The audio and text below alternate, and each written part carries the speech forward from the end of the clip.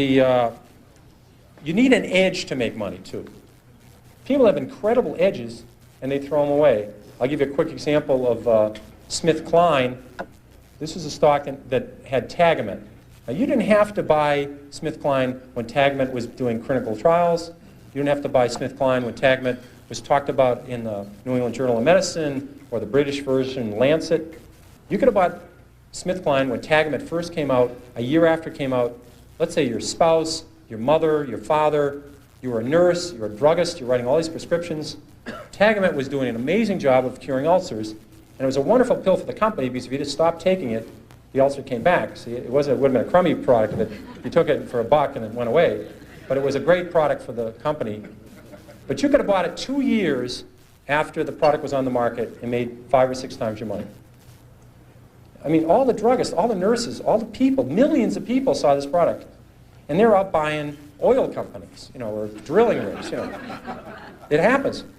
And then 3 years later or 4 years later, Glaxo, even a bigger company, it's a huge company, a British company, brought out Zantac, which was a better, at that time, an improved product. And you could have seen that take market share, do well. You could have bought Glaxo and triple your money. So you only need a few stocks in your lifetime. They're in your industry. I think of people, if you'd worked in the auto industry, let's say you're an auto dealer the last 10 years, you would have seen Chrysler come up with a minivan. You've seen, if you're a Buick dealer, a Toyota dealer, Honda dealer, you would have seen the Chrysler dealership packed with people. You could have made 10 times your money on Chrysler a year after the minivan came out. Ford introduced the Taurus Sable, the most successful line of cars in the last 20 years. Ford went up 7-fold on the Taurus Sable. So if you're a car dealer, you only need to buy a few stocks every decade.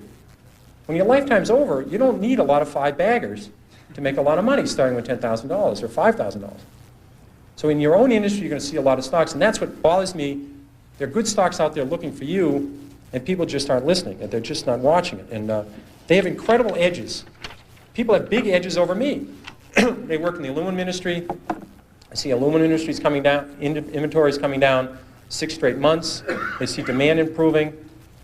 In America today, it's hard to get an EPA permit for a bowling alley, never mind an aluminum smelter. So when aluminum gets tight, you just can't build 7 aluminum smelters. So when you see this coming, you can say, wait a second, I can make some money. When an industry goes from terrible to mediocre, the stock goes north. When it goes from mediocre to good, the stock goes north. And it goes from good to terrific, the stock goes north. There's lots of ways to make money in your own industry. You can be a supplier in the industry, you can be a customer. This thing happens in the paper industry, it happens in the steel industry. It doesn't happen every week, but if you're in some field, you'll see a turn, you'll see something in the publishing industry. These things come along, and it's just mind-boggling, people throw it away. One of the things I find a couple of rules I want to throw out that I find useful, excuse me, is a lot of times people buy on the basis the stock has gone down this much. How much further can it go down? I remember when Polaroid went from 130 to 100. People said, "Here's this great company, great record. If it ever gets below 100, just buy every share." And it did get below 100. A lot of people bought on that basis, saying, "Look, it's gone from 135 to 100. It's now 95. What a buy!" Within a year, it was 18. And this is a company with no debt. I mean, this is a company. It was just so overpriced, it went down. I did the same thing in my, I think my first or second year at Fidelity. Kaiser Industries had gone from $26 a share to 16. I said, how much lower can it go? It's 16. So I think we bought one of the biggest blocks ever on the American Stock Exchange of Kaiser Industries at 14. I said, it's gone from 26 to 16. How much lower can it go? Well, at 10, I called my mother and said, Mom, you got to look at this Kaiser Industries. I mean, how much lower can it go? It's gone from 26 to 10.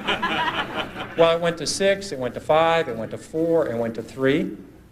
And now, fortunately, this happened rapidly, or I would probably be still caddying or working at the Stop and Shop, but it happened fast. So I was able to, it was compressed. And at 3, I figured out, there's something very wrong here because Kaiser Industries owns 40% of Kaiser Steel, they own 40% of Kaiser Aluminum, they own 32% of Kaiser Cement, they own Kaiser Broadcasting, they own Kaiser Sand and Gravel, Kaiser Engineers, they own Jeep, they own business after business, and they had no debt. Now, I learned this very early. This might be a breakthrough for some people. It's very hard to go bankrupt if you don't have any debt. It's tricky. Some people can approach that. It's a real achievement. But they had no debt.